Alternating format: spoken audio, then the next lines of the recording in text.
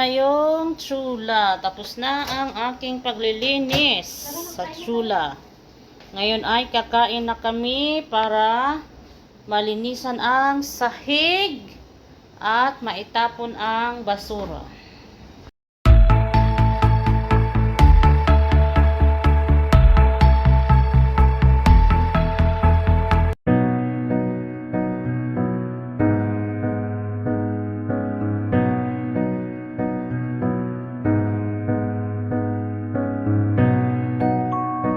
At ito na nga, dahil tapos nang magluto yung aming tagaluto, ngayon ay maglilinis na naman ako or maghuhugas dahil hindi pwedeng maghugas ng mga nilutuan yung tagaluto para hindi siya mapasmo yung kamay niya. Kaya samahan niyo ako, maghugas tayo. Kamusta maghuhugas-hugas?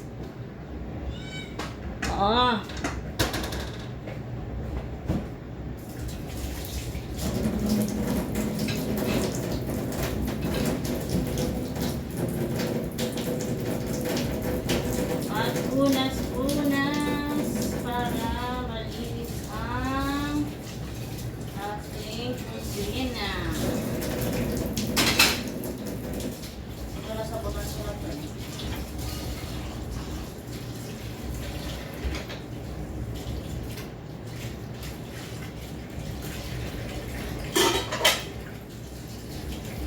Yung iba ay nahugasan sa kanina. Ito ay tira lang sa ano. Ayan na. Dahil ako lang mag-isa dito. Samahan niyo si Akits. Kasi yung aming tagaluto ay matapos siya magluto. Umakyat siya doon sa taas o doon sa maliit na kitchen para magpahinga. Ayan. Ilang oras na siya matagal. Kapag niluto, ito ay samahan niyo ako habang ako ay naghugas ng kanyang nilutuan. Ganito rin ba kayo?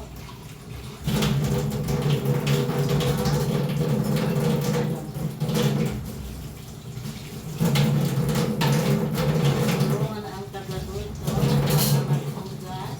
Hindi siya mapasmo. Dito sa ibang bansa ay ang ating basawan, kaya huwag natin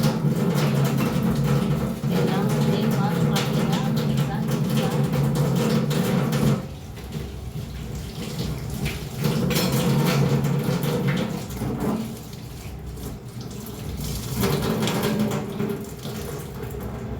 Magpunas-punas tayo na. May pasulya pang natira. Ito yung kakainin ko sa lunch mamaya. Bago mag-lunch ay linis muna tayo dito sa ating kitchen para mamayang gabi ang kitchen ay ready to use na naman. Ayan. Dito naman masalinay. Hindi naman kumama kasi makakilip. Kahit Pilipinas na masinat ang gamit sa kitchen. Comment dito kung ganyan na kayo.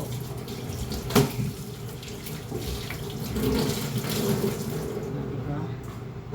Magpunas-punas ay sorry naman na ano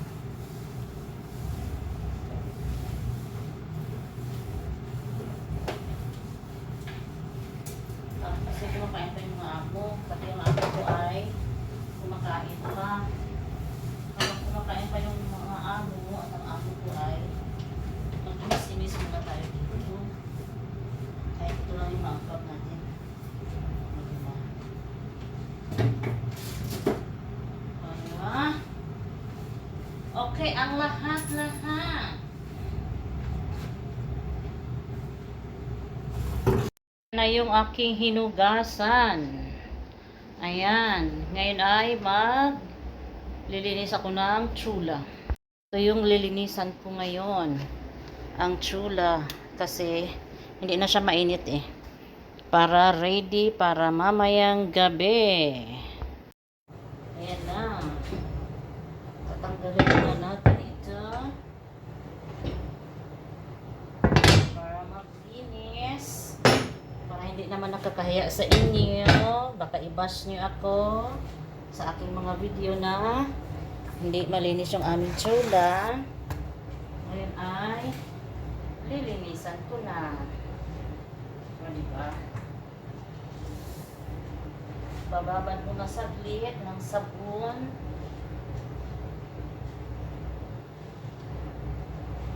Ayan. At gagamitan ng steel wool.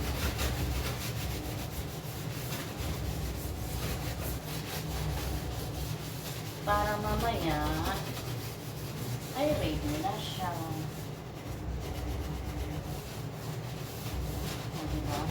At saka hindi na siya mainit eh.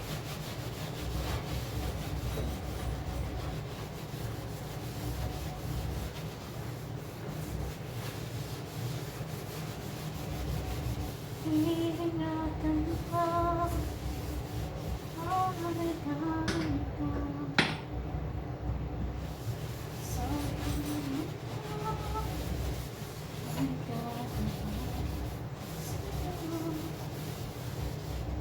Ganito rin ba kayo maglinis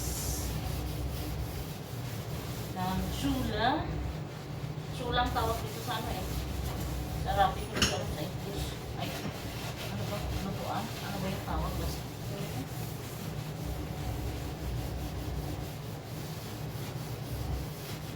Ayan na. Ngayon ay kukunan ko na ng sabon. Ayan. Diba? Para masaya naman yung tagaluto. Kasi malinis yung kanyang chula.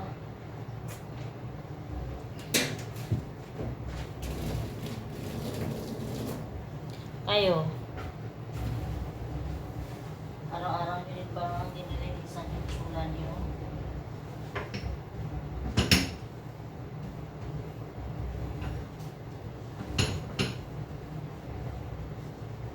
Madali lang naman maglinis ng chula. Hindi na nakaabot ng 30 minutes. Diba?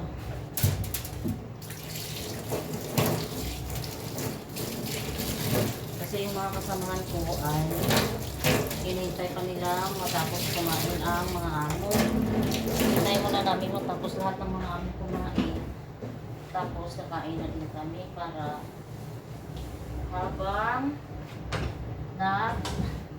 habang kami ay kumakain, wala na istorbo.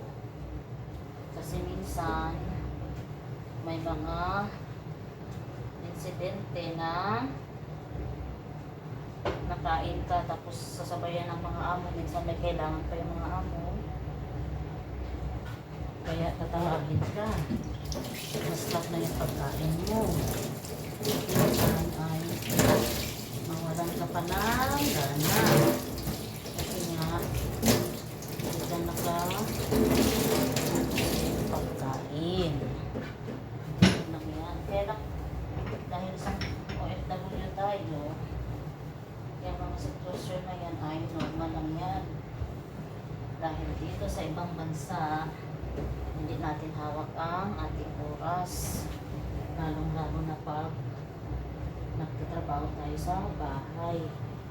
Kasi dito sa pag magtrabaho ka sa bahay, parang 24/7 kang tawagin ng amo mo. Kailangan mo din puntahan. Pero dito sa aming mga amo, ay meron kaming pahinga na from 3 o'clock or 3:30 to 6. Ayan, yan. Diba? Hindi lahat ng amo ay or hindi lahat ng bahay ay na yung tsula. Tapos na ang aking paglilinis sa tsula. Ngayon ay kakain na kami para malinisan ang sahig at maitapon ang basura. At kakain na kami. Ang aking kakainin ngayon ay pasulya with kubos irani at pritong isda.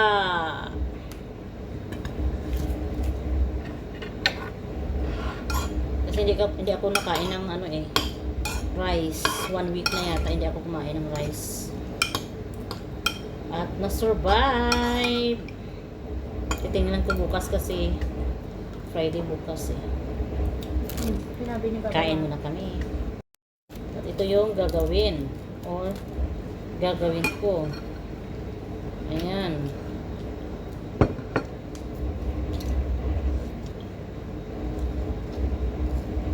Sarap. Gusto ni Fatima to.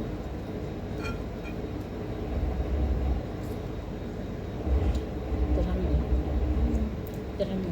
Tira mo. Gusto. Ayan, kumakain na kami. Ulo ng isda. Baw.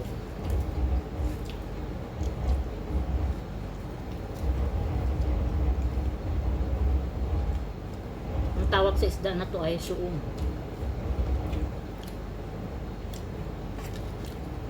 Paborito to ni Mama Kiber eh. Yung isang isda, anong pangalan doon? 9. Doon namin pinili yan sa yung mga fresh na isda, yung sa market ng isda. Ito. Sa Alco. Fish market. Malapit sa malapit sa dagat. Yung market na yun. Malapit sa dagat. Kaya nga fresh. Kaya sa gilid nandun yung mga bangka. Nag-ano pa si Oran eh. Wheelchair pa kaya hindi siya pwede ka malayo. Medyo dinakad pa yung yung market. Ang lalaki mo na isda.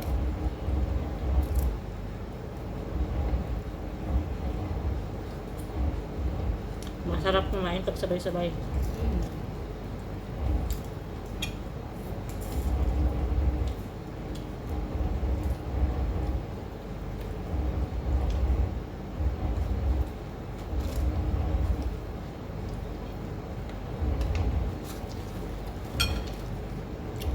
Ano yung pagkain mo? Ang mga buto-buto ay bibigay ko sa alaga kong pusa mamaya. With isda din yung nagkanin yun. At saka mara. May mara din. Sino? Ubon. Nagkastas na. Pero kumain yung nagkanin. Itong dahon na to, masarap din to siya partner sa isda. Pero hindi ko alam kung anong tawag sa dahon na to. Sa lata ha? Ha? Ayan yung sa... Ayaw ko ng salata ngayon. Ganito ang pagkain nito. Dahon mo ano yun? Parang dahon siya ng sibuyas, pero ang ano niya, Bawang nga ako. Hindi? May bawang. hindi ko alam kung anong tawag sa dahon na to. Pero dito, kinakain nila to eh, lalong-lalo na pag ang partner ay isda. Alam mo ba yung Perfect combination sa isda. dahon na ilalagay sa kanin ng pag ilalagay sa kanin ang bango-bango. Pandan? Di ba? Pandan, di ba? Yung parang pandan siya. Maliit siya. Dahil dalawa sa amin ang hindi kumakain ng kanin. Ngayon may naiinggit. Hindi din siya nagkanin ngayon. Ang kinain nilang patulya. Alam mo ito, Fatima? Comment down below kung sino yun. Kainin ko. Wala kainin. Hindi siya Ito na nagkanin. yung gulay ko, yung salat. Si Miss Tapidor hindi nagkanin ngayon kasi nainggit siya sa amin kasi araw-araw na lang siya nag 3 times a day ng kanin. Bulong-bulong pa mo. Tingnan niya yung isda na to. Smiling face. Ngayon ko lang din napansin.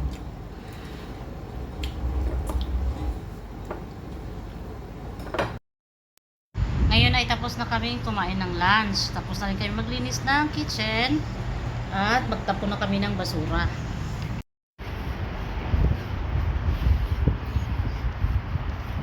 Hindi kami mahirapan magtapon ng basura kasi nga meron din kami trophy. Kasi yung basura natin ay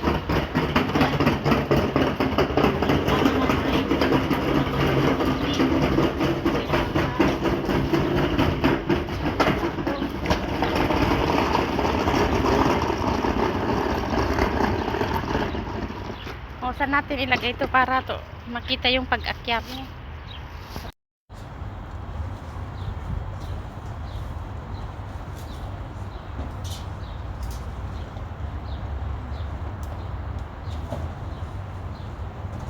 wala.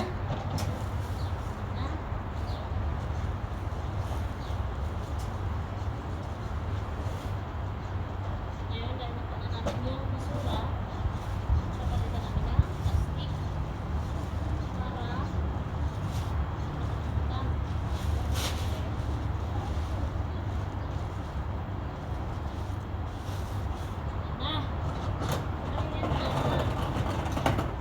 Ayan na.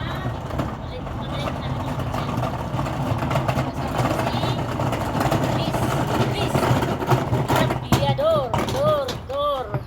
Hanggang dito na lang ang aking vlog sa paglilinis kasama ang pagkain. Kasi magpapahinga muna kami. Thank you for watching and masalama. Please don't forget to subscribe, press notification bell para updated kayo sa aking mga video. Bye bye!